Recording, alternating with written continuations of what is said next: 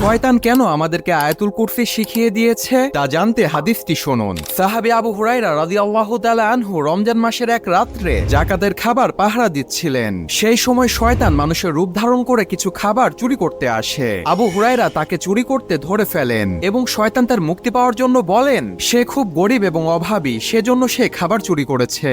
আবু হুরায়রা তার কষ্ট দেখে তাকে ছেড়ে দিলেন। দ্বিতীয় দিনে ঠিক একই ঘটনা ঘটে এবং শয়তান আবারও মুক্তি চায়। সেই রাত্রেও তাকে ছেড়ে দেওয়া হয়। তৃতীয় দিনে শয়তান আবারও চুরি করতে আসে, কিন্তু আবু হুরায়রা তাকে ধরে আর ছাড়লেন না। তখন শয়তান তার নিজের জীবন বাঁচানোর জন্য বলল, তুমি আমাকে ছেড়ে দাও, আমি এর বিনিময়ে তোমাকে এমন একটি জিনিস শিখিয়ে দিব যা করলে তোমাকে আল্লাহ তাআলা শয়তান থেকে রক্ষা করবে। এই বলে তখন সে শয়তান আয়াতুল কুরসি শিখিয়ে দিলেন। এই ঘটনা সাহাবী আবু হুরায়রা রাসূল সাল্লাল্লাহু আলাইহি ওয়াসাল্লামের কাছে বর্ণনা করলেন। তখন রাসূল বললেন, সে শয়তান তোমাকে সত্য বলেছে।